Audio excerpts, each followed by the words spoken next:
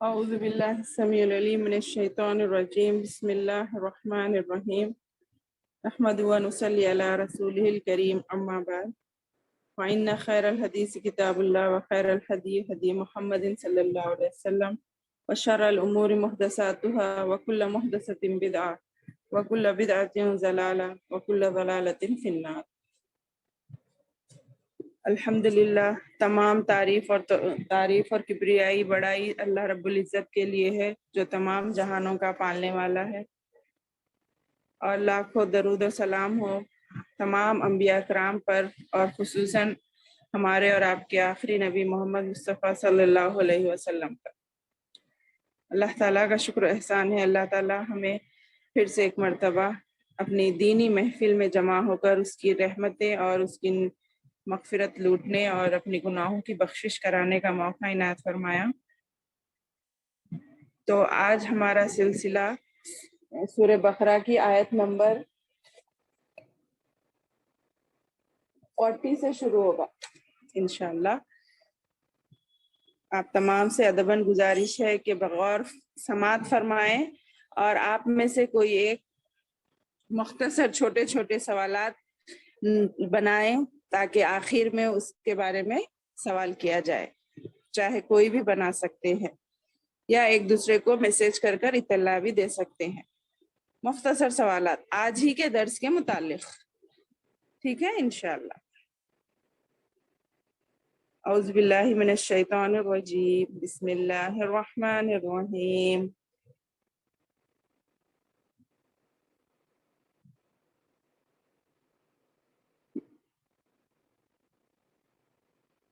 یہاں سے شروع کرنا ہے، آیت نمبر 40۔ آواز آ رہی ہے؟ جی میم۔ الحمدللہ باجی، جی چلیے۔ اعوذ باللہ من الشیطان الرجیم۔ یا بنی اسرائیل اذکروا نعمتی التی انعمت علیکم وأوفوا بعہدی اوفی بعہدکم وإیایا فارہبون۔ یا بنی، اے بنی، اے اولاد یعقوب، اسرائیل، یہ لفظ دو چیزوں کا مرکب ہے، اسر اور ایل سے۔ اسرا کہتے ہیں اسی سے اسیر بنا ہے غلام کو، اور ایل کہتے ہیں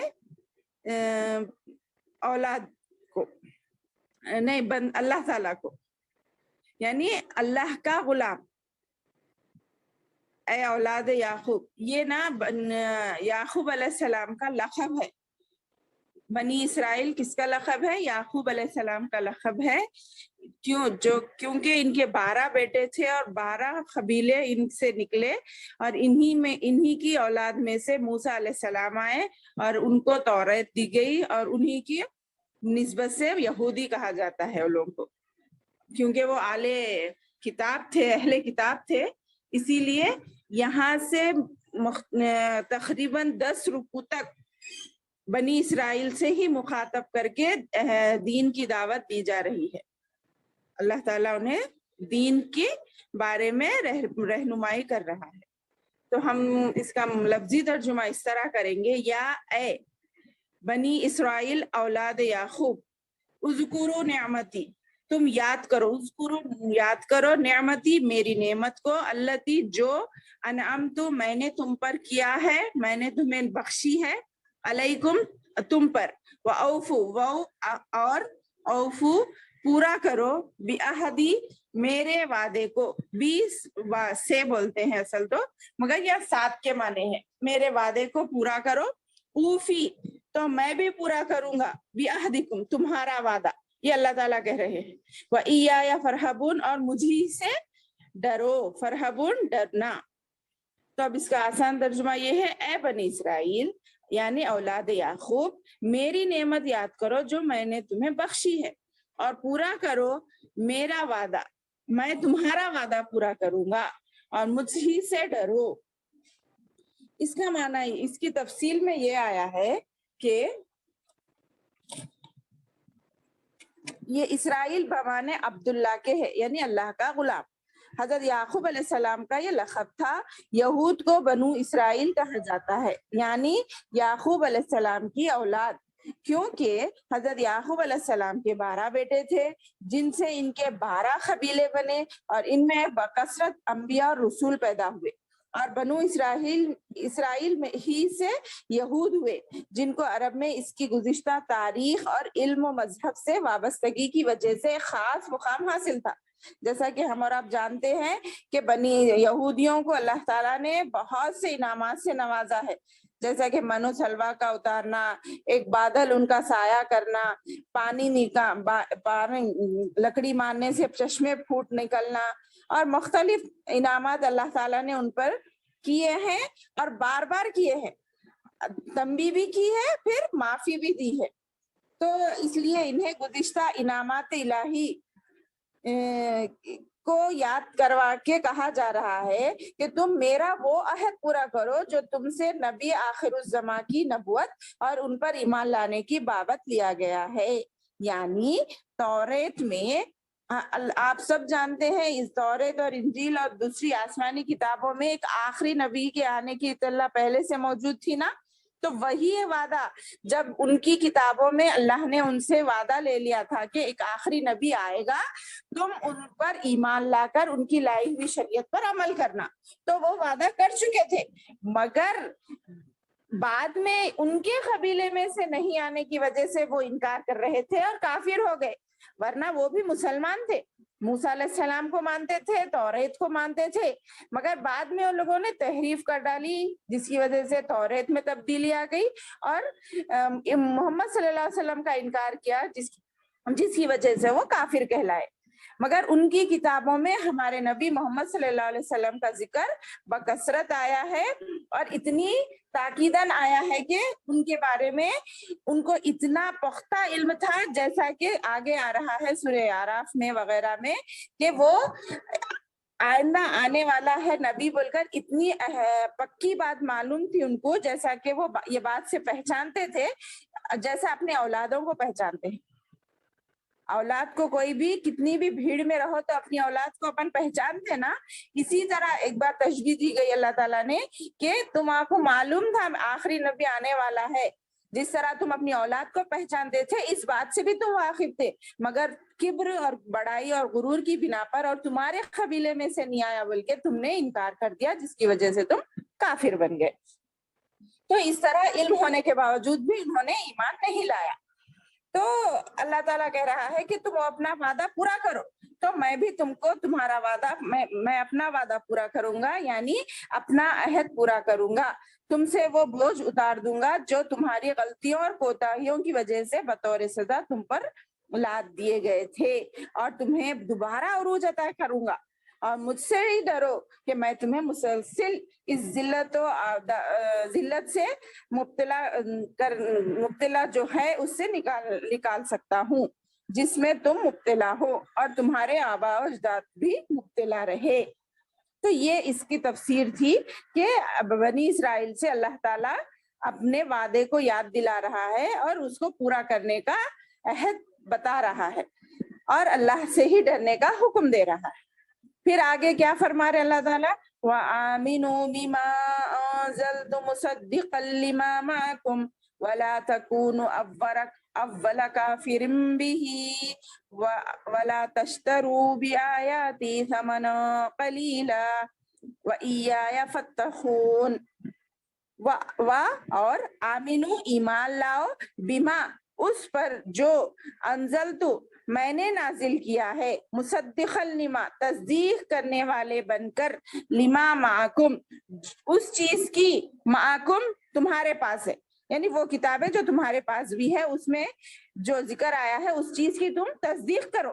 یعنی کوئی چیز تمہیں جب معلوم رہتی ہے تو اس کے بارے میں جب تم گواہی دیتے تو اس کو تصدیق کرنا کہتے ہیں. تو اس چیز کی تم تصدیق کرو جو تمہارے پاس پہلے سے موجود ہے.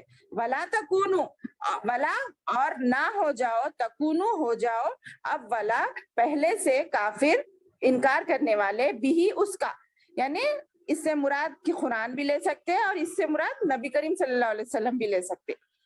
اور ولا تشترو، اور نہ بیچو، نہ عوض لو، بی آیاتی میری آیات کا، ثمنا خلیلا قیمت، ثمنن قیمت، خلیلا تھوڑی سی، وَإِيَّايَ فَاتَّقُونَ اور مجھے سے ڈرو. دیکھیے پھر سے بول رہے ہیں وَإِيَّايَ فَارْهَبُونَ وَإِيَّايَ تَتَّقُونَ، یعنی اللہ ہی کی ذات ایسی ہے جس سے ڈرنا چاہیے.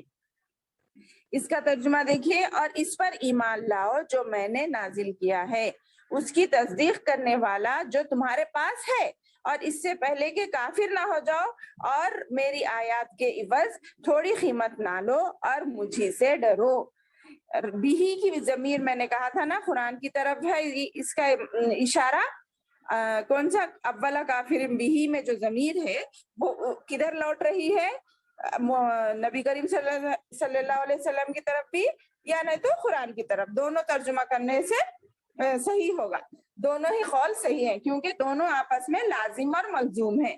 جیسا کہ میں نے کہا کہ نبی کا قول بھی وہی ہی ہوا کرتا ہے کیونکہ نبی اللہ کے حکم کے سوا کچھ بھی اپنی زبان سے نہیں نکالتے. تو قرآن اور حدیث دونوں ایک ہی چیز ہے. اس کا مطلب یہ دونوں لازم اور ملزوم ہے، اس کے بغیر وہ نہیں، اس کے بغیر یہ نہیں. اس کا مطلب جس نے قرآن کے ساتھ کفر کیا اور اس نے محمد صلی اللہ علیہ وسلم کے ساتھ کفر کیا، کیونکہ اس نے محمد صلی اللہ علیہ وسلم کا انکار کیا، اور جس نے محمد صلی اللہ علیہ وسلم کے ساتھ کفر کیا، اس نے قرآن کے ساتھ کفر کیا. یہ دونوں معنی سیم ہے. پہلے کافر نہ بنو کا مطلب یہ ہے کہ ایک تو تمہیں جو علم ہے، یعنی تمہارے اندر بڑے بڑے علماء موجود ہے، تمہارے اندر بڑی بڑی بات، تمہارے اندر تورات موجود ہے، اس کی بنا پر جو دوسرے اس سے محروم تھے، تمہارے پاس ایک نئی شریعت لائی گئی تھی، پھر بھی انہوں نے انکار کیا. اس لیے تمہاری ذمہ داری سب سے زیادہ ہے. یعنی علماء دین کی ذمہ داری کو اس طرف اشارہ کیا گیا ہے کہ وہ اپنا دین اپنے حد تک نہ رکھے اور دین میں تبدیلی نہ کرے، بلکہ وہ دین لوگوں تک پہنچائے اور خود بھی عمل کرے. اس کے بارے میں آگے آئے گا کہ وہ بات کیوں کہتے ہو جو تم کرتے نہیں. تو اس لیے ہماری ذمہ داری زیادہ ہوتی ہے کہ ہم وہ بات جن کو نہیں معلوم ہے ان تک پہنچائیں. اور دوسرے، مدینہ میں یہود کو سب سے پہلے دعوت ایمان دی گئی ہے، ورنہ ہجرت سے پہلے بہت سے لوگ اسلام قبول کر چکے تھے. اس لیے انہیں تنبیہ کی جا رہی ہے کہ یہودیوں میں تم اولین کافر مت بنو. اگر ایسا کرو گے تو تم تمام یہودیوں کے کفر کی وجہ کا بوجھ تم پر ہی پڑے گا.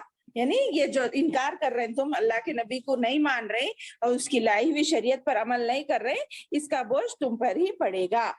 اور اس کے بعد کیا ہے دیکھیے، اس لیے میری آیتوں کو تم، اس کا ولا تشتروا بآیاتی ثمنا قلیلا کا مطلب یہ ہے کہ تم دنیا میں اس کے بدلے تم کتنا بھی فائدہ، ساری دنیا بھی خرید لو، مگر حق ہے اس کے سامنے یہ دنیا بیکار ہے. آخرت کی زندگی، آخرت کے مال و متاع کے سامنے یہ دنیا کی زندگی کم سے کم تر ہے. اس لیے کوئی بات تمہیں پسند آ رہی ہے، کوئی بات پسند نہیں آ رہی ہے، تو تم اپنی مرضی سے اس میں لوگوں کی بات، کوئی آ کے ان میں اتنے پیسے دیتا ہوں، اس میں اتنی تبدیلی کر دو. بلکہ ایسا بھی تفسیروں میں آیا ہے کہ قرآن پہلے کی کتابوں میں اس طرح بھی تحریف کی گئی کہ مالدار لوگ آ کے ہم یہ نماز نہیں پڑھتے، ہم اس کے بدلے ہم اتنا پیسہ دے دیتے، اس کے برابر ہو جاتا نا، بلکہ ایسا کرتے تھے. تو کیا یہ صحیح بات ہے؟ یہ قرآن شریعت کو تبدیل کرنا نہیں ہے. اس لیے تم علماء دین کا حق، فرض کیا ہے کہ حق بات کیا ہے، سچ بات کیا ہے، یہ بتا دینا. باقی اس کے بعد تم عمل کر رہے یا نہیں کر رہے وہ اللہ دیکھنے والا ہے، وہ آپ ذمہ دار رہیں گے.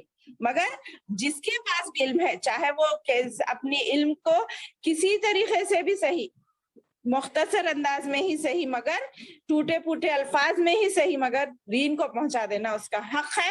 وہ حق تم پہنچا دینے کے بعد آگے والا اس پر عمل کر رہا ہے یا نہیں کر رہا، اللہ تعالیٰ ہم سے عالم سے نہیں پوچھے گا، بلکہ وہ اسی فرد سے سوال کیا جائے گا. تو تم علماء دین کی بڑی ذمہ داری ہوتی ہے کہ تم دنیا کے فائدے کے لیے آخرت کو مت بیچ دو. اس کے ایسے معاملات میں اللہ سے ڈرو، کیونکہ اس سے ہی ڈرنے کا حق ہے. اس کے بعد آگے فرما رہے ہیں ولا تلبسوا الحق بالباطل وتکتموا الحق وانتم تعلمون، ولا اور نہ، تلبسوا الحق ملاؤ، ایک دوسرے میں ملاؤ حق کو، بالباطل باطل سے، وتکتموا الحق اور نہ چھپاؤ، وتکتموا اور نہ چھپاؤ، حق حق کو، وانتم تعلمون اس حال میں کہ تم جانتے بوجھتے ہو۔ کیا مانے؟ اور نہ ملاؤ حق کو باطل سے اور حق کو نہ چھپاؤ جبکہ تم جانتے ہو، یعنی کہ تھوڑی قیمت پر فروخت نہ کرنا۔ یہ بھی اب ہم سمجھ گئے کہ احکام الہی کو سودا کر لینا ہے، بلکہ اس میں ایک اور تفسیر یہ بھی ہمیں ملتی ہے کہ احکام الہی کے مقابلے میں دنیاوی مفادات کو اہمیت نہ دو۔ احکام الہی تو اتنی قیمتی ہے کہ ساری دنیا کا مال و متاع بھی ان کے مقابلے میں ہیچ اور ثمن خلیل ہے، کمتر سامان ہے۔ اسی لیے آیت میں اصل مخاطب اگرچہ بنی اسرائیل ہے، لیکن یہ حکم قیامت تک کے آنے والوں کے لیے بھی ہے۔ سن لیے نا، ہمارے لیے بھی یہی حکم ہے کہ ہم آیت الہی کو دنیاوی فائدے کے لیے خلط ملط نہیں کر سکتے، یعنی حق کو باطل کی صورت میں پیش نہیں کر سکتے اور باطل کو حق کی صورت میں پیش نہیں کر سکتے، ورنہ اللہ کا عذاب سب سے پہلے اسی عالم سے شروع ہوگا جس نے اس طرح کا غلط کام کیا۔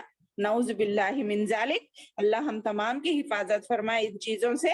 تو یہ حکم تو بظاہر اب نے سنا کہ بنی اسرائیل سے ہے، مگر یہ قیامت تک آنے والے تمام لوگوں کے لیے ہے کہ حق کو ہم تھوڑی سی قیمت پر بیچ نہیں سکتے۔ اور اس کے بعد کیا بول رہے دنیا، کیونکہ یہ دنیا تو محض چند دن کی ہے نا، اور اصل زندگی آخرت کی زندگی ہے، اس لیے جو حق ہے چاہے وہ سامنے والے کو برا ہی کیوں نہ لگے، حق بتا دو، اور جو باطل ہے وہ باطل بتا دو۔ ولا تلبسوا الحق بالباطل، نہ حق کو باطل میں ملاؤ نہ باطل کو حق میں ملاؤ۔ اور حالانکہ تم جانتے ہو، اس کا مطلب یہ ہے کہ صحیح علم کیا ہے تم کو معلوم ہے، پھر بھی اگر تم یہ غلط ملط کرو گے، یہ ٹیڑھا پن کرو گے تو تمہارے لیے ڈبل عذاب ہوگا۔ جس طرح عمل میں عالموں کو زیادہ ثواب ہوگا بولتے ہیں، اسی طرح عذاب میں بھی ڈبل عذاب ہوگا اگر تمہارے سے کوتاہی ہوگی، اس لیے بولنے سے پہلے بہت سوچنا ضروری ہے۔ اس کے بعد دیکھیے کیا بول رہی، وَأَقِيمُوا الصَّلَاةَ وَآتُوا الزَّكَاةَ وَارْكَعُوا مَعَ الرَّاكِعِينَ۔ وَأَقِيمُوا الصَّلَاةَ اور اقیمو قائم کرو، الصلاۃ نماز، وآتوا الزکاۃ اور ادا کرو زکوٰۃ، وارکعوا اور رکوع کرو، مع ساتھ میں، راکعین رکوع کرنے والوں کے، یعنی نماز قائم کرو اور زکوٰۃ ادا کرو اور رکوع کرو رکوع کرنے والوں کے ساتھ۔ دیکھ رہے اس کا کیا مطلب ہے کہ نماز اور زکوٰۃ ہم سے پہلے کی امتوں پر بھی فرض تھی، وہ لوگوں کو بھی نماز کا طریقہ معلوم تھا، تو اسی لیے ان لوگ نے تو رکوع کو ہی، تفسیر میں آتا ہے کہ وہ لوگوں نے تو رکوع کرنا ہی چھوڑ دیا تھا، رکوع کو چھوڑ دیا تھا، حالانکہ نماز کا ذکر کرنے کے ساتھ رکوع، نماز بول دیا تو کافی تھا، مگر پھر سے کیوں اللہ تعالیٰ ریپیٹ کر رہی، رکوع کرو رکوع کرنے والوں کے ساتھ، یعنی کہ جس طرح انہوں نے رکوع کو منسوخ کر دیا تھا، یعنی جھکنا جیسے ہم اب کرتے ہیں رکوع، ویسا کرنا ان لوگوں نے ختم کر دیا تھا، تو وہ ایسا نہیں کرنا ہے، بلکہ تمہیں نماز پوری کی پوری طرح قائم کرنا ہے۔ قائم کرنے کے معنی یہی ہے کہ پوری استقامت کے ساتھ، پورے اس کے حق کے ساتھ پوری طرح ادا کرنا ہے۔ صبر اور نماز ہر اللہ والے کے دو بڑے ہتھیار ہوتے ہیں، سمجھ رہے نا، آگے آئے گا اس کا بیان۔ تو رکوع اور نماز اور زکوٰۃ پہلے کے امتوں پر بھی فرض تھی، اسی لیے انہیں ان چیزوں کی یاد دہانی کرائی جا رہی ہے، کیونکہ میں نے جیسا شروع میں کہا کہ یا بنی اسرائیل سے اس کے مخاطب بنی اسرائیل ہے، اسی لیے ان کی باتیں یہاں پر یاد دلائی جا رہی ہیں۔ تو اس میں کیا کہا، نماز کو قائم کرو اور زکوٰۃ کو ادا کرو، رکوع کرنے والوں کے ساتھ رکوع کرو۔ اس میں آپ لوگ مختصر سوالات، صلاۃ کے معنی کیا ہے بھی پوچھ سکتے، اور دوسرے کچھ بھی، تعلمون کے معنی کیا ہے، اس طرح بھی پوچھ سکتے آپ لوگ۔ میں آپ کی بتا رہی ہوں ایک مختصر بات. پھر چلیے آگے چلتے ہیں. آیت نمبر کیا ہے یہ 43 ہو گئی. ہاں اب دیکھیے اتأمرون الناس بالبر وتنسون انفسکم وانتم تتلون الکتاب افلا تعقلون. اتأمرون کیا تم حکم دیتے ہو. امرا یامرو حکم دینا. تو یہ مضارع کا فقہ ہے. یہ اس میں کہہ رہے ہیں کیا آمنے کیا تامرونا تم حکم دیتے ہو الناس لوگوں کو بالبری نیکی کا بر نیکی کا وتنسونا اور تم بھول جاتے ہو. اس کے معنی ہے بھول جانا. وتنسونا انفسکم اپنے آپ کو اپنی جانوں کو. انفس نفس کی جمع ہے. انفسکم اپنے آپ کو بھول جاتے ہو. وانتم تتلون الکتاب اور وہ حالیہ ہے یہاں پر. حالیہ یعنی اس حال میں کہ تمہاری حالت یہ ہے کہ تم اور تم تتلون الکتاب تلاوت پڑھتے ہو تلاوت کرتے ہو کتاب کی. افلا تعقلون کیا تم عقل نہیں رکھتے. کیا پھر تم افلا کیا پس تم نہیں رکھتے. تعقلون عقل سمجھ بوجھ. کیا تم لوگوں کو تو نیکی کا حکم دیتے ہو اور اپنے آپ کو ہی بھول جاتے ہو حالانکہ تم پڑھتے ہو کیا کتاب پھر بھی تم نہیں سمجھتے. یہ بھی یہ بنی اسرائیل کی ایک کوتاہی کا ذکر ہے کہ اس کے علاوہ ہم سے بھی اس میں کہا نا بہت سے احکام ایسے آئے ہیں جو قیامت تک کے لوگوں کے لیے سیم ہے. تو اس سے ہمیں بھی مراد ہے کہ جب تک کوئی مخاطب بولنے والا اگر خود اس پر عمل نہ کرے تو وہ بات سامنے والے پہ اثر نہیں کرتی. اسی لیے اللہ تعالیٰ نے بہت تنبیہ سے اللہ تعالیٰ نے تاکید سے بہت سے مقامات پر یہ کہا ہے. سورہ صف میں آیا ہے لما تقولون ما لا تفعلون تم وہ بات کہتے ہی کیوں ہو جو تم کرتے نہیں. اکبر مقتا عند اللہ ان تقولوا ما لا تفعلون اللہ کے پاس یہ بات بہت ہی ناپسندیدہ ہے کہ تم وہ بات کہو جو تم کرتے نہیں. اسی لیے وہ بات کا اثر بھی اللہ نے نہیں رکھا ہے. جو بات ہم دوسروں کو بتائیں خود عمل نہ کریں. جو یہ برائی کس میں تھی بنی اسرائیل کی قوم میں بھی تھی اور ہمارے پاس بھی آج کل یہ برائی بہت ہی عروج پر ہے بہت بلندی پر ہے. ہمیں لوگوں کی خامیاں بہت نظر آتی ہیں مگر اپنے اندر کی خامیاں ہمیں نظر نہیں آتی. جب معاملہ ہمارے اپنے آپ کو چینج کرنے کا ہوتا ہے جب ہم کئی بہانے ہمیں مل جاتے ہیں مگر لوگوں کے لیے جیسا کہ سب کو مشہور ہے ایک انگلی کا اشارہ اگر ہم دوسرے طرف کریں گے دوسروں کو بتانے میں تو 3 انگلیاں ہمیں اپنی طرف بتاتی ہیں کہ تم پہلے اپنے آپ کو دیکھو. تو اسی لیے کہہ رہے ہیں اللہ کیا تم لوگوں کو تو حکم دیتے ہو نیکی کا وتنسون انفسکم اور اپنے آپ کو بھول جاتے ہو. یہ بہت بڑی غلط بات ہے. اسی لیے نبی کریم صلی اللہ علیہ وسلم کا اسوہ نمونہ کیسا تھا اور صحابہ کا نمونہ کیسا تھا. حضرت ابو عمر رضی اللہ عنہ نے تو کہا سورہ بقرہ کو میں نے سمجھتے 2 سال لگا دیے. شاید میں غلطی کر رہی ہوں 2 سال یا 10 سال کا ذکر ہے اس میں کہ اللہ مجھے علم دے.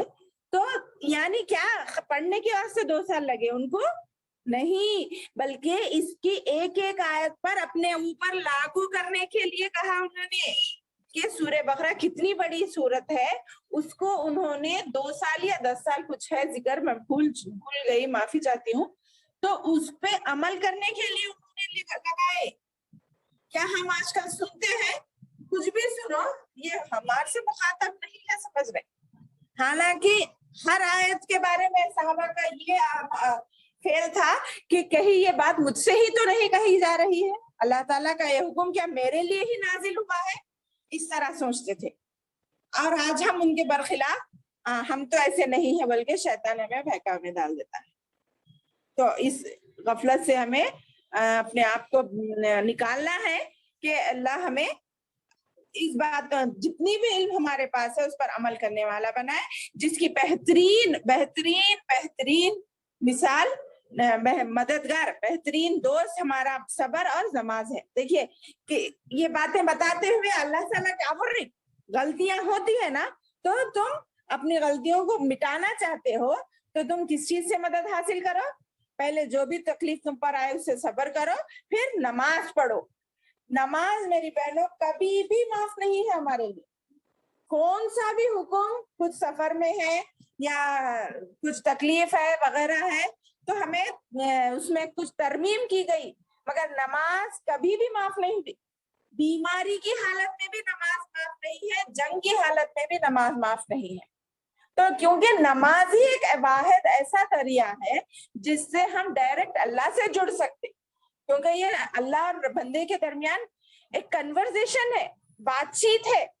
تو اللہ تعالیٰ اس نماز کو اس لیے اتنا پسند کرتا ہے کہ اس کا حکم اپنے پاس نبی کو بلا کر دیا, اور دن میں 5 مرتبہ بار بار ہمیں یاد دلاتا ہے کہ تم لوٹو, میرے پاس آؤ, میرے سامنے جھکو, اپنی مجھ سے مدد مانگو. تو اللہ ہمیں تمام برائیوں سے بچاتا ہے.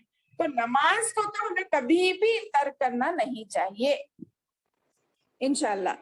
تو دیکھ رہے نا, اس کا مطلب یہی تھا کہ کسی کو اگر ہم کوئی حکم دیں تو پہلے اس پر خود عمل کریں, اس کے بعد دوسروں کو اس بات کی طرف بلائیں انشاءاللہ تعالی.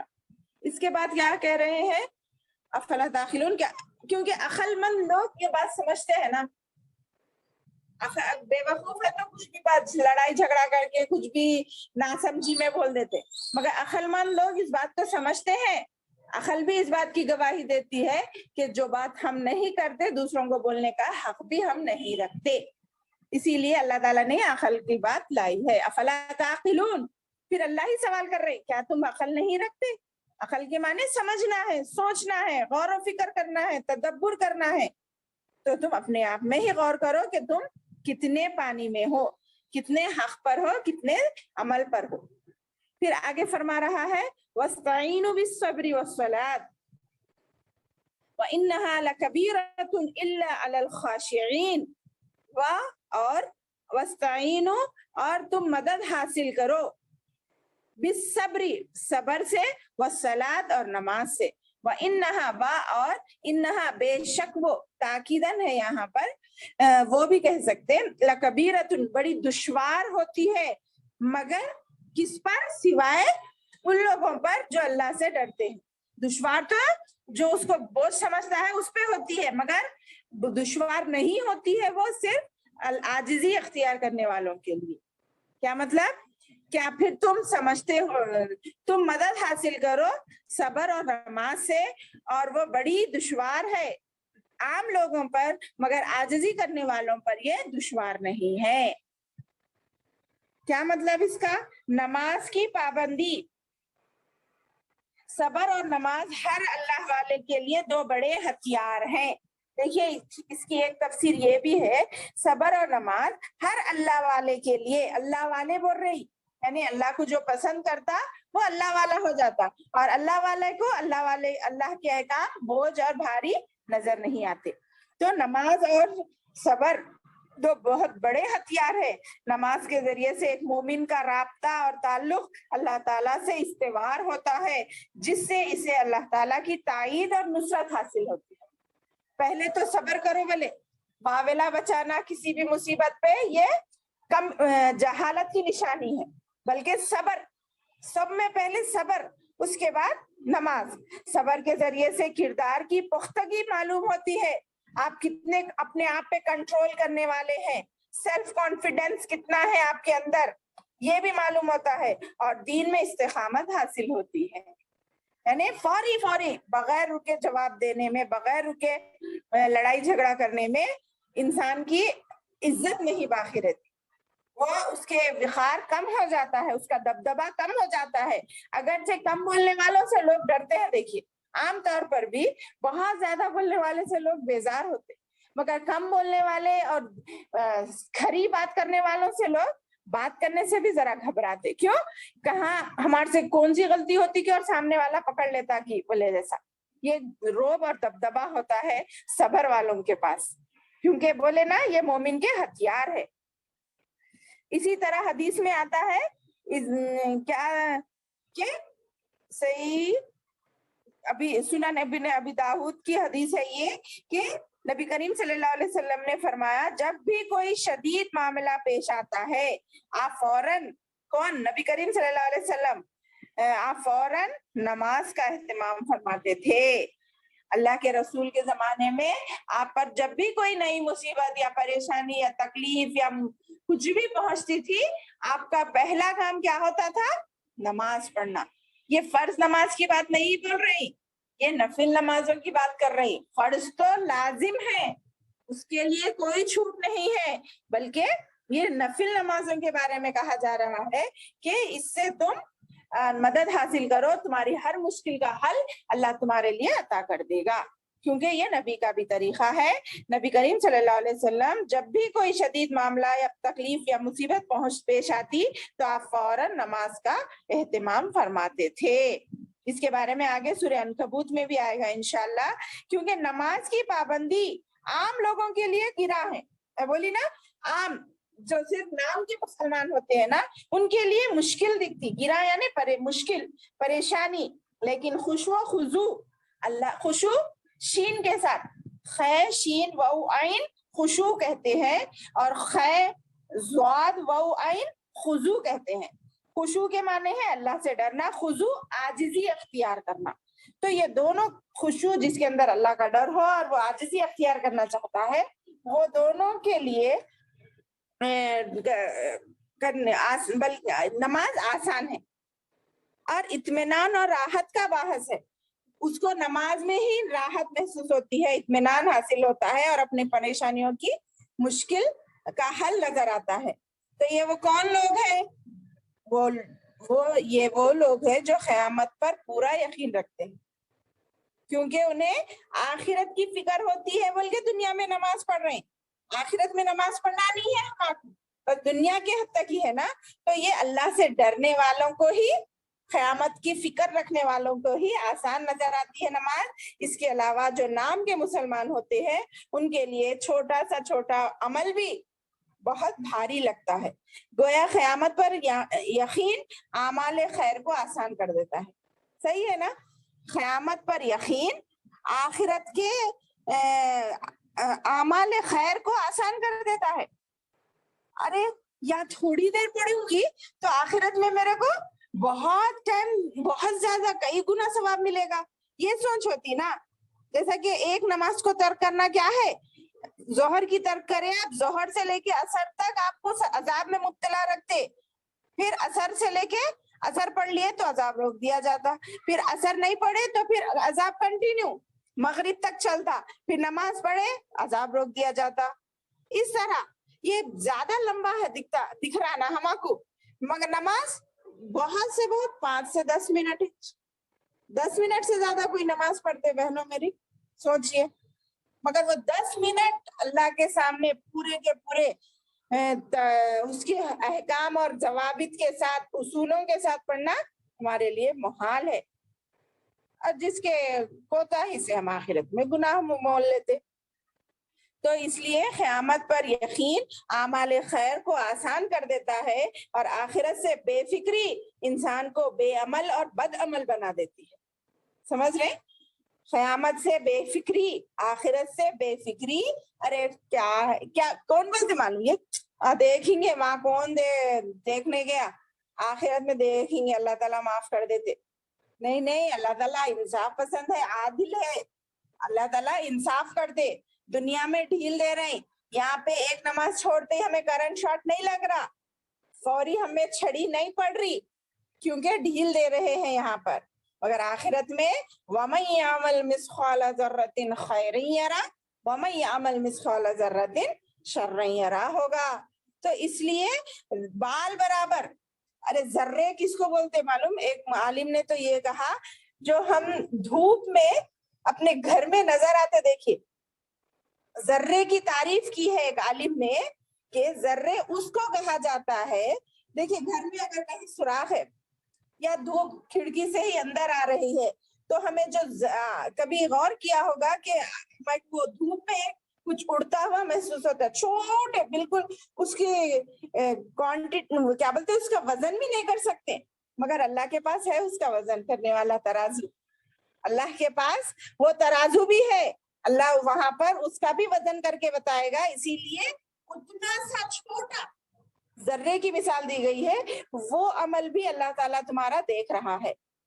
کسی کے سر پہ سے بولے نا ایک کاڑی ہٹانا بھی کتنا چھوٹا کام ہے، کچھ بوجھ نہیں، کچھ نہیں. راستے سے تکلیف دہ چیز ہٹانا بھی کتنا آسان، چلتے چلتے پتھر آئے ہٹا دیے، کتنا آسان کام، مگر اس کا بھی بدلہ دیں گے بول رہے اللہ تعالیٰ، کیونکہ اللہ کے پاس وہ ذرے کو ناپنے کا بھی ترازو موجود ہے. اللہ اتنا انصاف پسند ہے. تو اس لیے ان چیزوں کو یاد رکھنا چاہیے کہ ہمارے چھوٹے سے چھوٹا اچھا عمل بھی اللہ کے پاس تولا جائے گا اور چھوٹے سے چھوٹا برا عمل بھی اللہ کے پاس تولا جائے گا. تو ہمیں ہمارے نیک اعمال میں اضافے کے لیے تلاش رکھنا ہے، کہاں کیا غلطی ہو رہی، کہاں کیا گڑبڑ ہو رہی ہمارے سے، شیطان ہمیں کب بھٹکا رہا. اس کے لیے سب میں بہترین حل میں ایک بتا دوں میری بہنوں، رات میں ہمارا محاسبہ کر کے سونا. جب ہم دن بھر کے کام تک پورے کر کے جب رات میں ہم جب بستر پر لیٹتے ہیں تو 10 منٹ آپ اپنا محاسبہ کریے، آج میں نے کیا کیا اچھے کام کیے اور کیا کیا غلط کام کیے. تو آپ کو اندازہ ہوگا ارے میں نے یہاں کوتاہی کی، یہاں کوتاہی کی، یہ عمل میرا اچھا تھا. تو آپ وہ اچھے عمل کو دوسرے دن کیا کریں گے، یاد آ جائے گا آپ کو، آپ وہ عمل میں اضافہ کریں گے اور جہاں کوتاہی ہوئی ہے وہاں پہ آپ اپنے آپ کو کریکشن کر لیں گے، اس میں آپ پھر سے کوتاہی نہیں کریں گے. تو یہ محاسبے کی عادت ڈالیں گے ہم انشاءاللہ. اللہ مجھے اور آپ کو اس کی عادت ڈالے اور ہم اس پر عمل کرنے والے بنے. تو آگے میں کیا کہہ رہے ہیں، نماز تو صرف نام کے مسلمانوں کو بھاری لگتی ہے، بلکہ اللہ سے ڈرنے اور اس کے سامنے عاجزی اختیار کرنے والوں کو نماز بوجھ نہیں محسوس ہوتی. انشاءاللہ اللہ ہمیں اسی طرح اس کی فرما برداری کرنا آسان کر کے دے دے. آمین ثم آمین. اب ایک آخری آیت دیکھیے، الذین یظنون انہم ملاقو ربہم وانہم الیہ راجعون.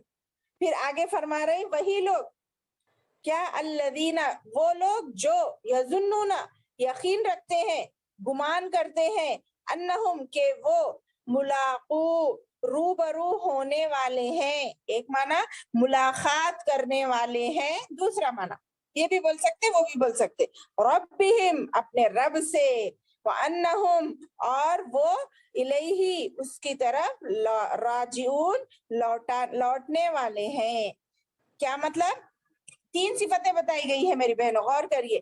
نماز بھاری نہیں ہے، کس کے لیے، ایک تو اللہ سے ڈرنے والوں کے لیے، دوسرے کس کے لیے نماز اور نیک اعمال بھاری نہیں ہے، اور وہ لوگ جو گمان رکھتے ہیں. اور یقین، یہاں پہ یقین کے معنی میں زیادہ بہتر ہے یظنون، اصل معنی تو اس کے گمان کرنا ہے، مگر یہاں پہ یہاں کی مناسبت سے اس کے لیے یقین کا معنی دیا گیا ہے. یظنون یقین رکھتے ہیں، انہم کہ وہ ملاقو اللہ سے ملاقات کریں گے، ربہم اپنے رب سے ملاقات کریں گے، وانہم اور وہ بے شک وہ اسی کی طرف لوٹنے والے، الیہ اللہ کی طرف، اسی کی طرف مطلب اللہ کی طرف اشارہ ہے، رب کی طرف اشارہ ہے. الیہ یہ مرجع رب کی طرف جا رہا ہے، تو اس کی طرف لوٹنے والے ہیں. دیکھ رہے 3 صفتیں بیان کی گئی، کیا ہے، ایک تو اللہ سے ڈرنے والے، دوسرے اپنے رب سے ملاقات کی امید اور یقین رکھنے والے، اور تیسرے اللہ ہی کی طرف لوٹنے والے. کیونکہ یہ 3 اعمال انسان کو اللہ سے جوڑے رکھتا ہے، اسی لیے اللہ تعالیٰ اس میں 3 ایک مومن کی اور سچے پکے مسلمان کی صفات بیان کر رہا ہے کہ یہ جن کو ان 3 چیزوں کا علم ہوگا وہ اللہ سے ڈرتے رہیں گے اور اللہ کے کام، یہ اب جو روزے رہنا ہے، کل ہمارے سحری کرنا ہے، آج 7 محرم ہے، کل 8 محرم کی رات میں سحری کریں گے تو 9 محرم کا روزہ ہوگا، اور 9 کی رات میں سحری کریں گے تو 10 عاشورے کا روزہ ہوگا. تو یہ بھاری نہیں لگتا. ارے کتنی بھی سختی رہنے دو، کتنے بھی مشکل رہنے دو، کتنے بھی کام رہنے دو، 2 روزے رکھ کے 365 دن کے گناہ معاف کرا رہے نا. ہم تو گناہگار بندے ہیں، کتنے گناہ ہمارے سے ہو رہے، مگر یہ 2 دن کے روزوں کا آفر اللہ تعالیٰ دے رہے 365 دنوں کے گناہ معاف کرانے کا. تو کتنا بڑا فائدہ ہے، یہ تو جمپر آفر ہے. تو یہ چیزیں انہیں اس بات پر ابھارتی ہے کہ وہ نیکی کرے. تو یہ تین جن کو آخرت کے اللہ سے ملاقات کی فکر ہے اور جن کو اللہ کی طرف لوٹنے کی فکر ہے اور جو اللہ سے صحیح میں ڈرنے والے ہیں، اللہ ان تینوں لوگوں میں ہمیں شامل کر دے. یہ تینوں صفات ہم تمام کے اندر جو بھی یہاں سن رہے ہیں میری بہنیں، اللہ یہ تین صفات ہمارے اندر پیدا کر دے. آمین ثم آمین. وآخر الدعوانا الحمد للہ رب العالمین. السلام علیکم ورحمۃ اللہ وبرکاتہ. اگر کوئی سوال ہے تو پوچھیں.